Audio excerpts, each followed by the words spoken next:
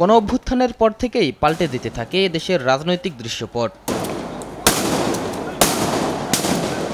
শুধু মূলধারার নয়, এর প্রভাব পড়ে বিভিন্ন ইসলামিক দলেও। দেশের স্বার্থে সবার মধ্যেই এখন এক প্ল্যাটফর্মে কাজ করার মনোভাব।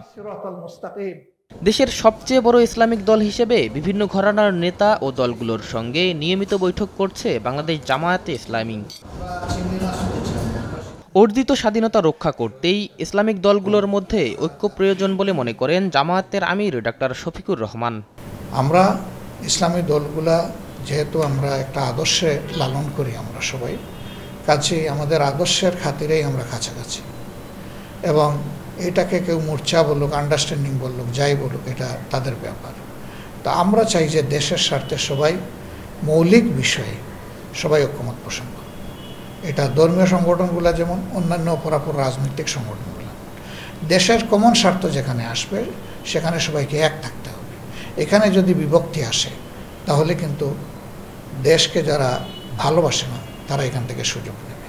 জামায়াতে ইসলামীর নেতৃত্বে জনগণকে সঙ্গে নিয়ে কাজ করার প্রত্যয় জানায় অন্যান্য দলের নেতারাও। অভ্যুত্থানের ফলাফল ধরে রাখতে হবে, যাতে অভ্যুত্থান ব্যাহত না হয়ে যায়। এর জন্য প্রয়োজন হচ্ছে ইসলামী দলের মধ্যে ঐক্য সাধন করা। আমরা মনে করি যে বাংলাদেশ সংখ্যাগরিষ্ঠ মুসলমানের দেশ হিসাবে এখানে একটি ইসলামী সমাজ প্রতিষ্ঠার জন্য জামাত ইসলামীর অবদান অনস্বীকার্য। জামাত ইসলামীকে আমরা একত্রেই আমাদের এই পথ চলায় আমরা সাথী হিসাবে পাবো, এইটাই আমাদের প্রত্যাশা। মুসলিম প্রধান দেশ হিসেবে এমন উদ্যোগকে ইতিবাচক হিসেবে দেখছেন ইসলামী আন্দোলন বাংলাদেশের মহাসচিব মাওলানা ইউনুস আহমদ। রাজ্জার অ্যাঙ্গেল থেকে যদি এই সিদ্ধান্ত নেয় যে আমরা সার্ডিও হলেও একটা জায়গায় আসবো, এটা ভালো হবে।